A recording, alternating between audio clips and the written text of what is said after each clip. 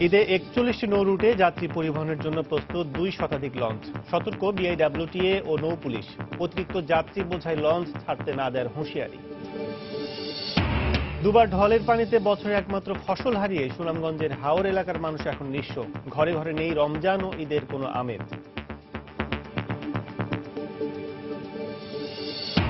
বন্দরে পণ্য খালাসের চাপে ঢাকা চট্টগ্রাম রুটে ট্রাক ও কাভার্ড ভ্যানের ভাড়া বেড়ে দ্বিগুণ। অসহায় রপ্তানিকারকরা, যানজটের দোহাই পরিবহন মালিকদের। রাজশাহীতে জমজমাট আমের বাজার। রমজানে বেড়েছে ফরমালিন মুক্ত আমের চাহিদা। প্রায় 500 কোটি টাকা ব্যবসার আশাবাদ।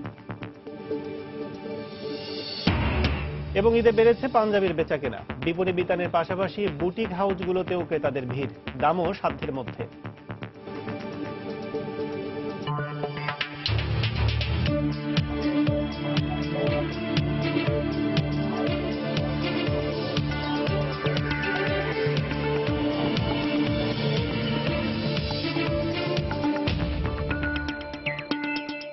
দেখছিলেন শিরোনাম। আমন্ত্রণ জানাচ্ছি দেশ ও দেশের বাইরের অর্থ বাণিজ্যের নানা খবর নিয়ে আমাদের নিয়মিত আয়োজন এই সময় বাণিজ্যে। আর আপনাদের সঙ্গে আছি আমি কাজল আব্দুল্লাহ। দর্শক, শুরুতে জানিয়ে দেব ঈদ কেন্দ্রিক কিছু খবর। ঈদে সড়ক ও রেলপথের পাশাপাশি রাজধানীবাসীর বড় একটি অংশই নদীপথে প্রিয়জনের টানে ঘরে ফেরেন। এর ব্যতিক্রম এবারও হবে না। তাই দক্ষিণাঞ্চলের 17টি জেলার মানুষকে 41টি নৌ রুটের মাধ্যমে ঘরে পৌঁছে দিতে ইতিমধ্যেই প্রস্তুত করা হয়েছে 2 শতাধিক যাত্রীবাহী লঞ্চ। নিরাপদে স্বাচ্ছন্দ্যে যাত্রীরা যাতে টার্মিনাল থেকে লঞ্চে উঠতে পারেন সেজন্য প্রস্তুত বিআইডব্লিউটিএ এবং নৌ পুলিশও। একদিনে সব গার্মেন্টস ছুটি না দেওয়ার আহ্বান জানিয়ে বিআইডব্লিউটিএ বলছে, এবার অতিরিক্ত যাত্রী বোঝাই কোনো লঞ্চ ছাড়তে দেওয়া হবে না। মাহমুদ রাকিবের রিপোর্ট। সদরঘাটে চলছে শেষ মুহূর্তের প্রস্তুতি। ঈদে যাত্রীদের নিরাপদে ঘরে পৌঁছে দিতে লঞ্চ মালিকরা যে যার মতো সাধ্যমতো চেষ্টা করছেন। মালিকরা বলছেন, যাত্রীদের চাপ সামলাতে 22 জুন থেকেই বেশিরভাগ রুটে প্রতিটি লঞ্চ দিয়ে ডাবল ট্রিপের পাশাপাশি স্পেশাল সার্ভিস চালু করবেন তারা। এছাড়া ঈদ পরিকল্পনায় প্রাকৃতিক দুর্যোগের কথাও বিশেষভাবে গুরুত্ব দেওয়া হচ্ছে। অবশ্যই পূর্বাভাস জেনেই আমরা লঞ্চ পরিচালনা করব। যদি সিগন্যাল উঠে আমরা লঞ্চ চালাবো না। যেসব জাহাজের ত্রুটি আছে ত্রুটি মুক্ত করতেছে। আমরা ঈদে ডাবল ট্রিপ দিচ্ছি। দ্বিগুণ লঞ্চ দেওয়ার ফলে দেখা যাবে যে যাত্রীর চাপটা অনেকটা কমে যাবে। অতিরিক্ত যাত্রী বহন করবো না এবং কোনোভাবেই ঝুঁকির মুখে আমরা লঞ্চ পরিচালনা করবো না। বিআইডব্লিউটিএ জানিয়েছে, এবারের ঈদে ঢাকা থেকে নদীপথে প্রায় 40 লাখ যাত্রীকে নির্বিঘ্নে ঘরে পৌঁছে দিতে 205টি লঞ্চ প্রস্তুত রয়েছে।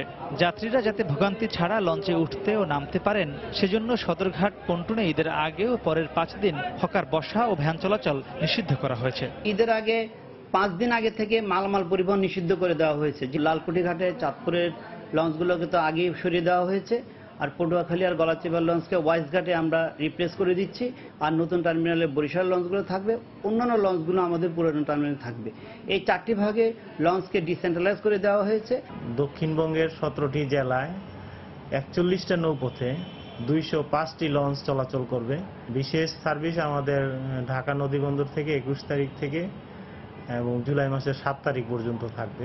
স্পিড বোট এবং ওয়াটার বাইক থাকবে টহলে, যাতে রাত্রেবেলা কোনো প্রকার বাল্কহেড বা কোনো মালামাল পণ্যবাহী কোনো নৌযান চলাচল করতে না পারে। এদিকে বিআইডব্লিউটিএ এর চেয়ারম্যানের দাবি, একদিনে সব গার্মেন্টস ছুটি দেওয়ার কারণেই লঞ্চে অতিরিক্ত যাত্রী বহনে বাধ্য হন মালিকরা। তাই ভোগান্তি ও ঝুঁকি কমাতে আলাদা আলাদা দিনে বিজিএমইএ ও বিকেএমইএ কে গার্মেন্টস ছুটি দেওয়ার পরামর্শ দিয়েছেন তিনি। ফ্যাক্টরিগুলি লট করে করে ছাড়া হয়, তাহলে আমাদের ঘাটের উপরে আকস্মিক চাপটা পড়বে না এবং অনেকাংশে নিরাপদ থাকবে, ওভারলোডিং বন্ধ হয়ে যাবে। আর যাত্রীদের জন্য যে রিকোয়েস্টটা আমি করব সেটা হচ্ছে, ওভারলোডিং কোনো লঞ্চে আপনারা উঠবেন না।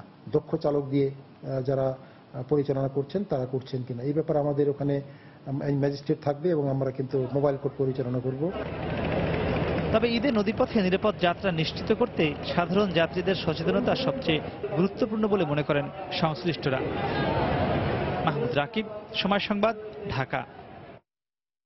ঈদের ছুটির আগে চট্টগ্রাম বন্দর দিয়ে রপ্তানি পণ্য জাহাজীকরণ এবং আমদানি পণ্য খালাসের চাপ বাড়ায় ঢাকা চট্টগ্রাম রুটে ট্রাক কাভার্ড ভ্যান ভাড়া বেড়ে গেছে।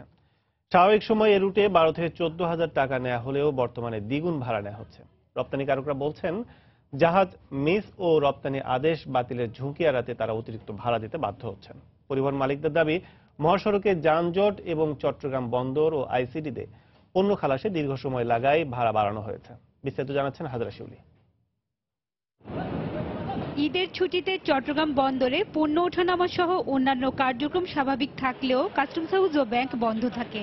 এছাড়া ট্রাক ও শ্রমিক সংকট সহ আমদানি রপ্তানির সাথে যুক্ত বিভিন্ন প্রতিষ্ঠানের কর্মকর্তা কর্মচারী ছুটিতে থাকায় যথাসময়ে রপ্তানি পণ্য শিপমেন্টের সমস্যায় পড়তে হয়। তাই ঝুঁকি এড়াতে ছুটির আগেই রপ্তানি পণ্য জাহাজীকরণ করতে চান পোশাক শিল্প মালিকরা। তবে বাড়তি চাপের অজুহাতে ট্রাক ও কাভার্ড ভ্যানের ভাড়া দ্বিগুণ করা যৌক্তিক নয় বলে মনে করেন শিল্প মালিকরা। একটা বাড়তি প্রেসার হয়, তারপরও এই প্রেসারের জন্য এই পরিমাণ যে ডাবল করে ফেলা ট্রাক ভাড়াটা, এটা কোনোভাবে যুক্তিসঙ্গত না। টাকা যতই হোক আমাদের মাল তো পাঠাতেই হবে, সেই সুযোগটাই তারা এনে।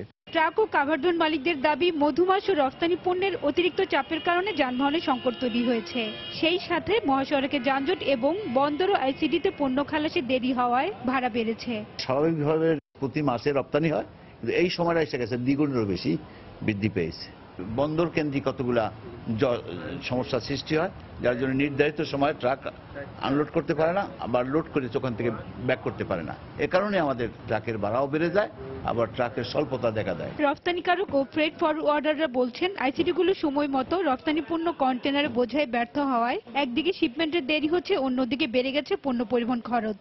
একে তো আমাদের কাছ থেকে অতিরিক্ত চার্জ নিচ্ছে অপডকগুলি, এরপরে আবার 3 দিন 4 দিন লেগে যায় একটা মাল আনলোড হতে, ফলে ট্রাকের ভাড়া যেমন বেড়ে গিয়েছে, আজকের বাজারে 30,000 টাকা ভাড়া। আবার আমরা শিপমেন্ট শিডিউল আমরা মেনটেন করতে পারছি না। আমরা একটা ফিক্সড কন্ট্রাক্টে কাজ করি, সারা বছর একই রেট, সেটা কিন্তু আমরা এখন পাচ্ছি না।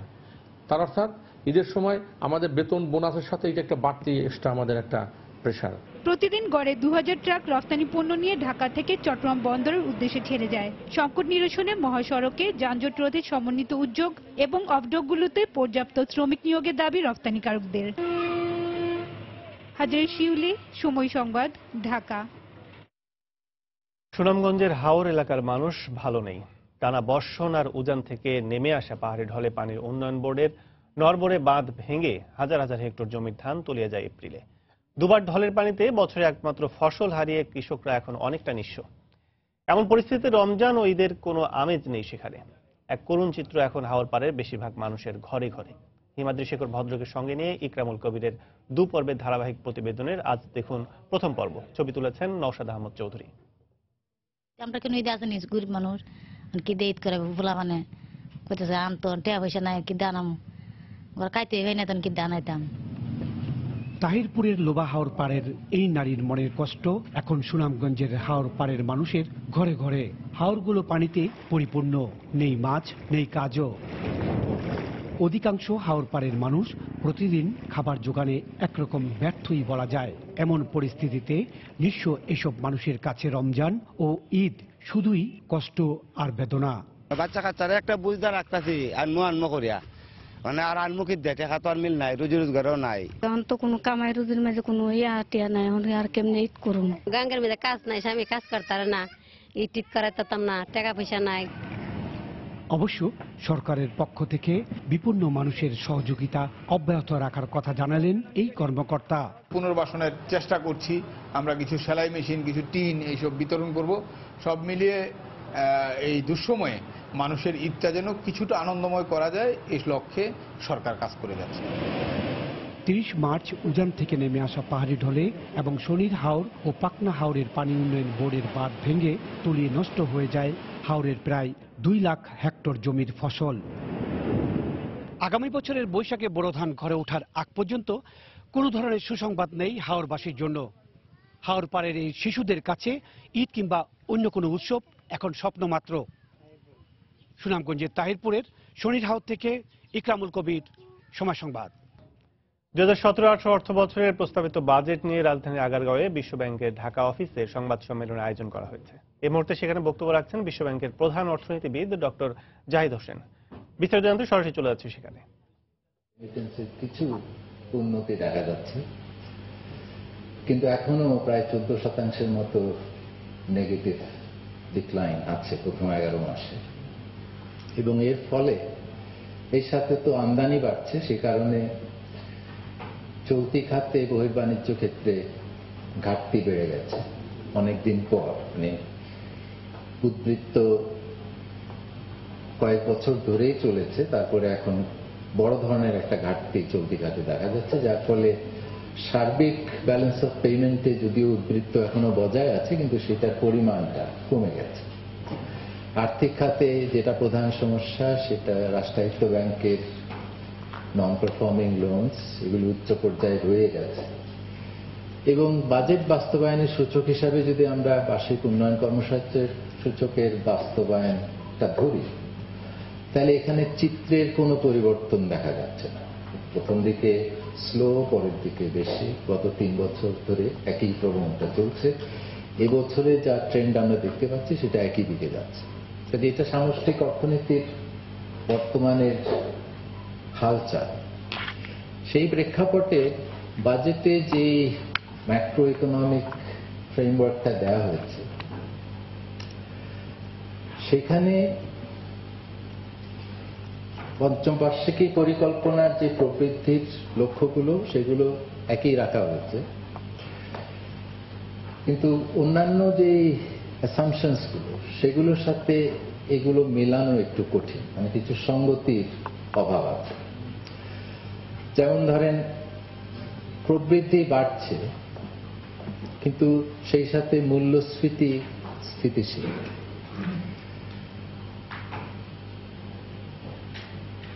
5-5.5-এর মধ্যেই থাকছে মূল্যস্ফীতি। এটা অসম্ভব কিছু না, প্রবৃদ্ধি বাড়ার সাথে সাথে মূল্যস্ফীতি একই থাকা, কিন্তু সেটা হবে যদি প্রবৃদ্ধিটা আসে উৎপাদনশীলতার বৃদ্ধির কারণে। কিন্তু এখানে যেটা ধরা হয়েছে যে প্রবৃদ্ধি আসবে বিনিয়োগের বৃদ্ধির ফলে, প্রবৃদ্ধি আসবে রপ্তানির বৃদ্ধির ফলে, প্রবৃদ্ধি আসবে রেমিটেন্সের বৃদ্ধির ফলে, এগুলো চাহিদাকে বৃদ্ধি করে। দর্শক, 2017-18 অর্থ বছরের প্রস্তাবিত বাজেট নিয়ে রাজধানী আগারগাঁয়ে বিশ্ব ব্যাংকের ঢাকা অফিসে সংবাদ সম্মেলন চলছে। এতক্ষণ আমরা সরাসরি যোগ দিয়েছিলাম সেখানে। চলে যাচ্ছে পরের সংবাদে। জাতীয় সংসদের বাজেট আলোচনায় গতকাল সরকার দলীয় এমপিদের তোপের মুখে পড়েন অর্থমন্ত্রী আবুল মাল আব্দুল মুহিত। আওয়ামী লীগের প্রেসিডিয়াম সদস্য শেখ ফজলুল করিম সেলিম অর্থমন্ত্রীর তীব্র সমালোচনা করে বলেন, বিভিন্ন সময়ে তার বিভিন্ন বক্তব্যের কারণে সরকারকে বিব্রত হতে হয়। অন্যদিকে প্রস্তাবিত বাজেটকে নির্বাচন বিরোধী উল্লেখ করে সংসদ সদস্য আওয়ামী লীগের যুগ্ম সাধারণ সম্পাদক মাহবুবুল আলম হানিফ বলেন, অর্থমন্ত্রী সবকিছুর ওপর গণহারে অযৌক্তিকভাবে ভ্যাট আরোপ করছেন, পৃথিবীর কোথাও যার নজির নেই। এবারে উনি ভ্যাট করেছেন, প্রায় গণহারে সবকিছুর উপর ভ্যাট আরোপ করেছেন। এই ভ্যাট পৃথিবীর কোন ইতিহাসে একটি খাত থেকে 1 বছরের ব্যবধানে 30% আয়কর আয় বা রেভিনিউ এটা ইনক্রিজ করা যায় না। আমার স্পিকার, এটা কোনো যৌক্তিক হতে পারে না। ব্যাংকে জমা টাকার উপর যে আবগারি শুল্ক ধার্য করেছেন, কি কারণে, কার স্বার্থে, কার পরামর্শ অর্থমন্ত্রী এটা করেছেন আমার বোধগম্য নয়।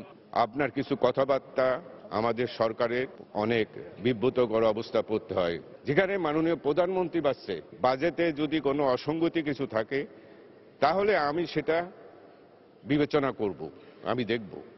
আর সেখানে যে আপনি সিলেটে যেয়ে কি বললেন, 1 লক্ষ টাকা যার আছে সে ধনী এবং সম্পদশালী। আপনি ভুলে গেছেন হরটাউন কেরিঙ্গাইসে আপনি কি বলেছিলেন? আপনি হরটাউন কেরিঙ্গাইয়ের সময় বলেছিলেন 4000 কোটি টাকা কোনো টাকা না, 4000 কোটি টাকা কোনো টাকা না, 1 লাখ হয়ে গেল টাকা।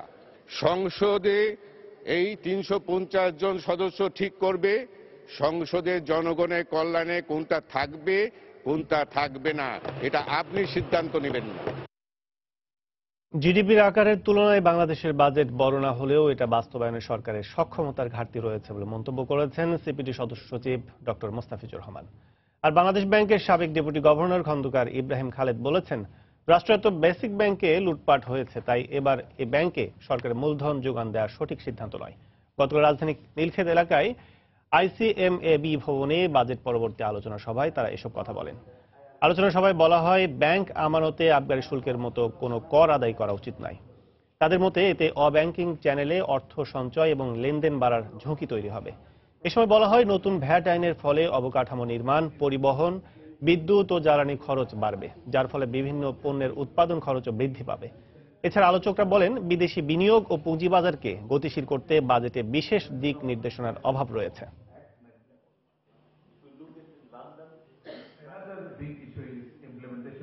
পৃথিবীর কোনো জায়গাতে এই ধরনের ক্লাসিফাইড লোন নিয়ে কোনো ব্যাংক টিকে থাকতে পারে না। এখন ব্যাংক থেকে টাকা লুট করানো হয়েছে। আব্দুল হাই বাচ্চুনা কাছে বসিয়ে বেসিক ব্যাংকে, যে ব্যাংকের সবচেয়ে ভালো ব্যাংক ছিল 1.5% ক্লাসিফাইড লোন, সেই ব্যাংক থেকে উনি 60% ব্যাকডেট করে ছেড়ে দিয়েছেন এবং সরকার আমাদের ট্যাক্সের টাকা দিয়ে সেই টাকা ভরে দিচ্ছেন। So this is not acceptable. আমাদের দেশে বাজেট যেটা আমাদের করা হয় এটা জিডিপির শতকরা 20-এরও কম। আমাদের আশেপাশে সবগুলো দেশে এটা শতকরা 25 থেকে 30%। সেই অর্থে বাজেট বড় নয়। কথাটা হলো যে আমরা আমাদের সক্ষমতা সমান্তরালভাবে বাড়াতে না পারার ফলে আমরা দেখছি যে বছরের পর বছর যে টার্গেটগুলো আমরা নিচ্ছি সেটা কিন্তু আমরা করতে পারছি না। আদায় করা ভ্যাট ব্যবসায়ীরা সরকারি কোষাগারে ঠিক মতো জমা দিচ্ছেন কিনা তা পর্যবেক্ষণ করতে ইলেকট্রনিক ক্যাশ রেজিস্ট্রার বা ইসিআর মেশিন যুক্ত করা হবে জাতীয় রাজস্ব বোর্ডের কেন্দ্রীয় সার্ভারের সাথে। মাঠ পর্যায়ে ভ্যাট সংগ্রহ বাড়াতে নতুন করে দেয়া হবে আরো 10,000 ইসিআর মেশিন। গতকাল বিভাগীয় কমিশনারের কার্যালয়ে আয়োজিত নতুন ভ্যাট আইন বাস্তবায়ন বিষয়ক প্রথম বিভাগীয় সভায় এসব তথ্য তুলে ধরেন রাজস্ব কর্মকর্তারা। এখন পর্যন্ত 30,400 প্রতিষ্ঠান নিবন্ধিত হয়েছে উল্লেখ করে সবাই জানানো হয়, ব্যবসায়ীদের মধ্যে কর ফাঁকি দেওয়ার প্রবণতা আছে, তাই কর কর্মকর্তাদের সচেতন হতে হবে। ভ্যাট আদায়ের সময় হিসাব ঠিক রাখা, রিয়াত ব্যবস্থা মূল্যায়ন ও ইসিআর মেশিনের কার্যক্রমকে চ্যালেঞ্জ হিসেবে উল্লেখ করে নানা প্রশ্ন তুলে ধরেন বিভিন্ন জেলার প্রশাসকরা। প্রাকৃতিক দুর্যোগে চালের স্বাভাবিক সরবরাহে বিঘ্ন ঘটার বিষয়টি বিবেচনায় নিয়ে বাণিজ্যিক ব্যাংকগুলোকে চাল আমদানিতে বিনা জামানতে ঋণপত্র খোলার সুযোগ দেওয়ার নির্দেশ দিয়ে পরিপত্র জারি করেছে কেন্দ্রীয় ব্যাংক। এদিকে ঊর্ধ্বমুখী চালের দাম নিয়ন্ত্রণে আনতে চালের আমদানি শুল্ক প্রত্যাহারের আভাস দিয়েছেন পরিকল্পনা মন্ত্রী আ.হ. মোস্তফা কামাল। গতকাল আগারগাঁওয়ে এনএসি সম্মেলন কক্ষে সংবাদ সম্মেলনে তিনি এমন ইঙ্গিত দেন। চলতি মৌসুমে সুনামগঞ্জের হাওড়া অঞ্চলে আকস্মিক বন্যায় সরকারি হিসেবে 6 লাখ টন ধান নষ্ট হয়। সেই সাথে সরকারের খাদ্যবান্ধব কর্মসূচিতে সারা দেশে 10 টাকা কেজি চাল বিতরণে অতিরিক্ত 7.5 লাখ টন চালের চাহিদা বেড়ে যায়। এতে সরকারের চালের মজুত কমে 2 লাখ টনের নিচে নেমে এসেছে। এদিকে বাজারে ধারাবাহিকভাবে চালের দাম বেড়ে বর্তমানে প্রতি কেজি মোটা চাল 50 টাকা এবং সরু চাল 60 টাকার কাছাকাছি দাঁড়িয়েছে। এসব বিবেচনায় নিয়ে সম্প্রতি সরকার চাল আমদানির সিদ্ধান্ত নেয়। সেই ধারাবাহিকতায় কেন্দ্রীয় ব্যাংক সোমবার চাল আমদানির ক্ষেত্রে বিনা জামানতে ঋণপত্র খোলার সুযোগ দিয়ে এক পরিপত্র জারি করে। হঠাৎ এমন সিদ্ধান্তের জন্য পরিপত্রে প্রাকৃতিক দুর্যোগের সরবরাহ ঘাটতিতে চালের বাজারের অস্থিতিশীলতার কথা বলা হয়েছে। এদিকে সোমবার এনইসি সম্মেলন কক্ষে এক সংবাদ সম্মেলনে পরিকল্পনা মন্ত্রী বলেন, চালের বাজারের বর্তমান পরিস্থিতি বিবেচনায় নিয়ে ইতিবাচক সিদ্ধান্ত নিচ্ছে সরকার। চালের উপর একটা ইম্পোর্ট ডিউটি আমরা ইম্পোজ করেছিলাম ইচ্ছাকৃতভাবে টু কন্টেইন দ্য ইম্পোর্ট, যাতে করে ইম্পোর্ট না করতে পারে। ইম্পোর্ট করলে আমাদের কৃষকরা যারা উৎপাদন করে তারা ক্ষতিগ্রস্ত হবে। তো আমি মনে করি যে এটাও সরকার বিবেচনা করতে পারেন যে এখন টেম্পোরারি পিরিয়ডের জন্য সেটা কোনো কিছু করা যায় কিনা। 2015 সালের শেষ দিকে চাল আমদানি নিরুৎসাহিত করতে আমদানি শুল্ক 10% থেকে বাড়িয়ে 25% এবং অতিরিক্ত 3% রেগুলেটরি শুল্ক আরোপ করা হয়। হরিপদ সাহা, সময় সংবাদ, ঢাকা। এক শ্রেণীর অসাধু ব্যবসায়ী কৃত্রিম সংকট সৃষ্টি করে দেশে চালের দাম বাড়িয়েছে বলে মন্তব্য করেছেন খাদ্যমন্ত্রী অ্যাডভোকেট কামরুল ইসলাম। গতকাল বাংলাদেশ খাদ্য পরিদর্শক সমিতি আয়োজিত ইফতার মাহফিলে বক্তব্য রাখেন তিনি। এ সময় খাদ্যমন্ত্রী আরো বলেন, ভিয়েতনাম থেকে চাল আমদানির সব প্রক্রিয়া সম্পূর্ণ হয়েছে। এক শ্রেণীর অসাধু ব্যবসায়ীরা, এক শ্রেণীর মিল মালিকরা আজকে সিন্ডিকেট করে আমি মনে করব যে আজকে চেষ্টা করছে এই কৃত্রিম সংকট সৃষ্টি করার চেষ্টা করছে, দাম বাড়িয়ে দিচ্ছে। আজকে দাম বাড়ার এই মুহূর্তে কিন্তু বাংলাদেশে এমন কোনো খাদ্য সংকট সৃষ্টি হয় নাই, কোনো সংকট সৃষ্টি হয় নাই। এই সংকটটা সম্পূর্ণ কৃত্রিম সংকট। আমাদের ধারণা, বিশ্বাস আছে আগামী 20-22 দিনের মধ্যে আমাদের প্রথম যে চালান 2.5 লক্ষ মেট্রিক টন ভিয়েতনামের সাথে G2G আছে, যেটার প্রথম 2টা ভেসেল, কমপক্ষে 50,000 মেট্রিক টনের 2টা ভেসেল আমরা আশা করছি 20-22 তারিখের মধ্যে আমাদের চট্টগ্রাম বন্দরে পৌঁছবে। আমরা আশা করছি 20-22 দিনের মধ্যে 2.5 লক্ষ মেট্রিক টনের মধ্যে কিছু এসে পড়বে এবং ক্রমান্বয়ে আমাদের আসতে থাকবে তারপর, এবং 2 মাসের মধ্যে আমাদের সম্পূর্ণ 2.5 লক্ষ মেট্রিক টন চাল আমরা ভিয়েতনামের থেকে চট্টগ্রাম বন্দরে চলে আসবে। রাজশাহীতে জমে উঠেছে আমের বেচাকেনা। রমজানে ফরমালিন মুক্ত আমের চাহিদা ও সরবরাহ বেড়েছে। রাজশাহী চেম্বার অব কমার্স বলছে, জেলায় আমকে ঘিরে এই মৌসুমে প্রায় 500 কোটি টাকার ব্যবসা হবে। সাইফুর রহমান রকির রিপোর্ট, ছবি তুলেছেন হাবিবুর রহমান পাপ্পু।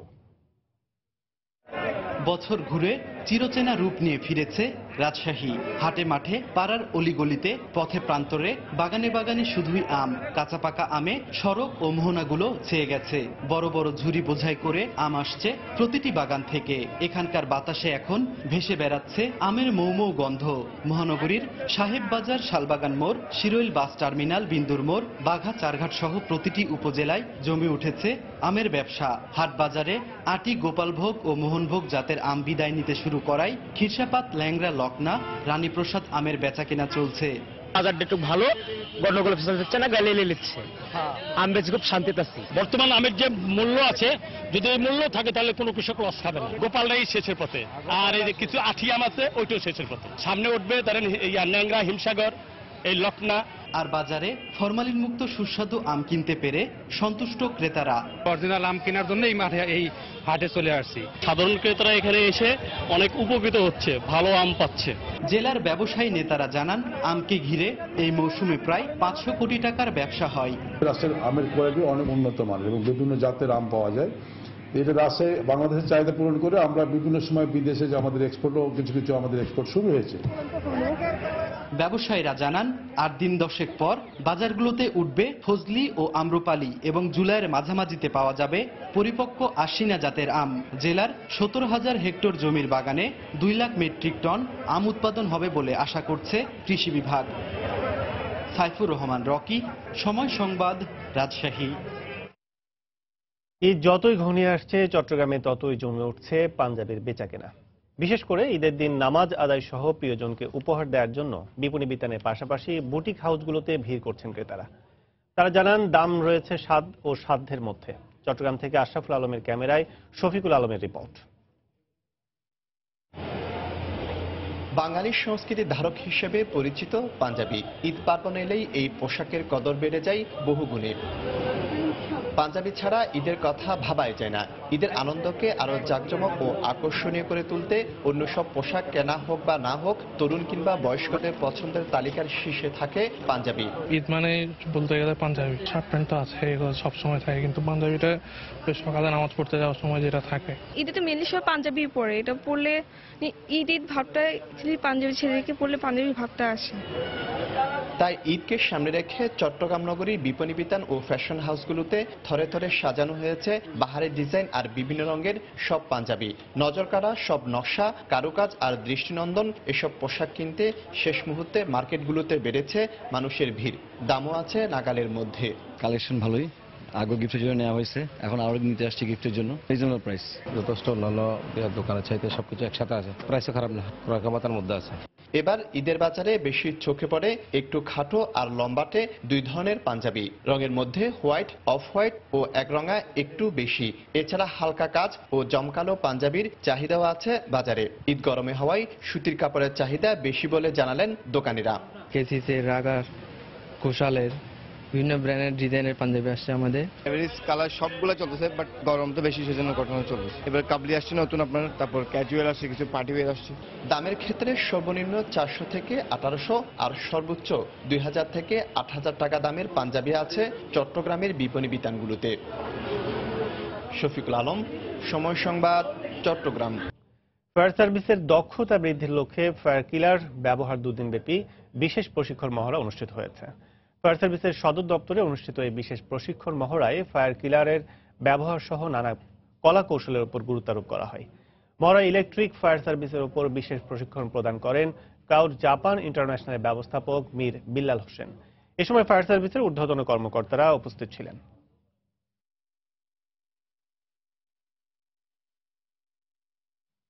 দেশের বাইরের অর্থ বাণিজ্যের খবর। ভারতের কেরালায় প্রথম মেট্রো রেল লাইনের উদ্বোধন করেছেন প্রধানমন্ত্রী নরেন্দ্র মোদী। এই লাইনে কোচি মেট্রো নামে ট্রেনে করে পাথাদিপ্পালাম থেকে পালারি ভাতম পৌঁছান তিনি। মোদীর সাথে এই ট্রেনে ভ্রমণ করেন কেরালার গভর্নর সহ মন্ত্রী পর্যায়ের সদস্যরা। আজ থেকে গণপরিবহন হিসেবে যাত্রা শুরু করেছে এই ট্রেন। জওহরলাল নেহেরু স্টেডিয়ামে ট্রেনটির আনুষ্ঠানিক উদ্বোধনের সময় মোদী বলেন, কোচি মেট্রো কেরালার পুরো যোগাযোগ ব্যবস্থাকে একটি স্থায়ী পর্যায়ে নিয়ে এসেছে। 4 বছর মেয়াদী এ প্রকল্পের ব্যয় ছিল 5000 কোটি রুপির উপরে। 13 কিলোমিটার এলাকা জুড়ে নির্মিত এই রেল লাইনে ট্রেন চলাচলে স্টেশন 11টি।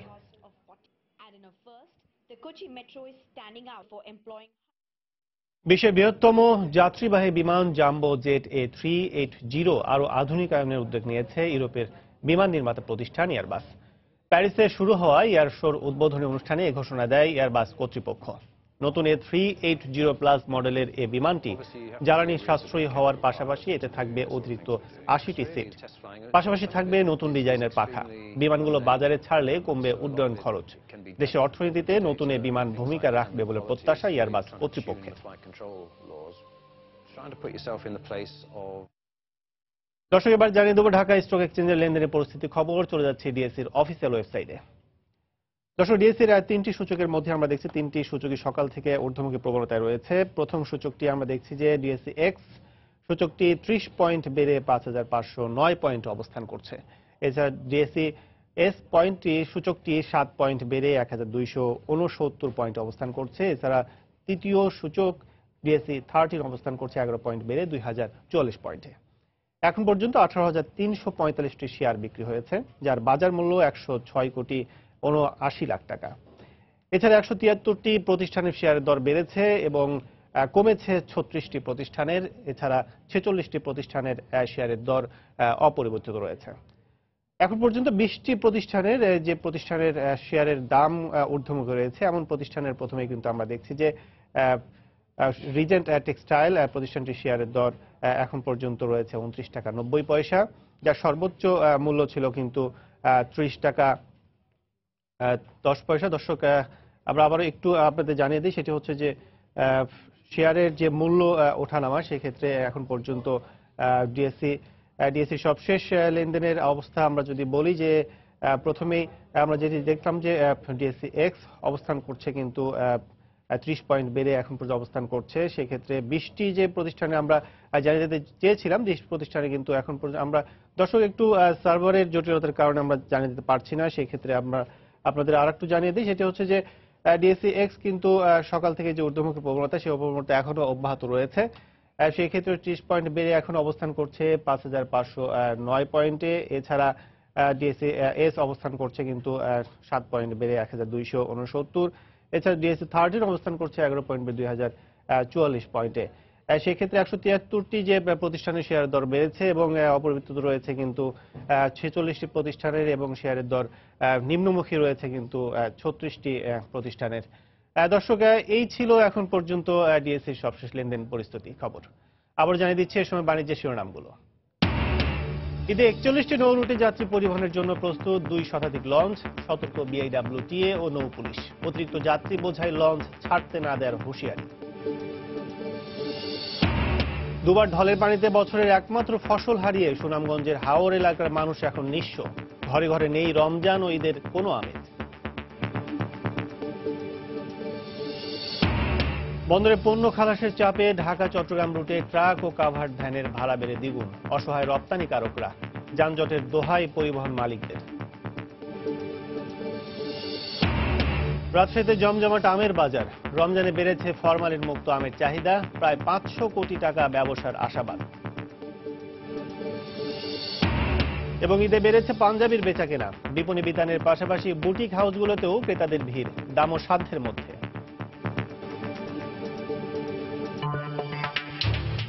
এই ছিল এই সময় বাণিজ্যে। যে কোনো খবর পেতে ভিজিট করুন সময়নিউজ.tv। সঙ্গেই থাকুন সময়।